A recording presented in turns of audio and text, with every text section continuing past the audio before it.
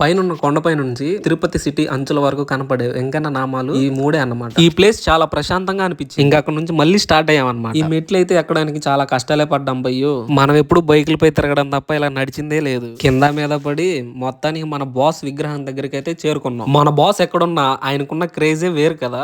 ఇంకా కొండపైన మన బాస్ కి ఒక టెంపుల్ ఉందంట. ఆ టెంపుల్ దగ్గరకు కూడా మనం వెళ్తున్నాం. ఇక్కడ మన బాస్ దగ్గర కూడా నిత్యం పూజలు జరుగుతూనే ఉంటాయి. మళ్ళీ మనం నడవాల్సిన టైం అయితే వచ్చింది. అందుకే మన బాస్ కి బాయ్ చెప్పేసి ఇంకా బయలుదేరాం.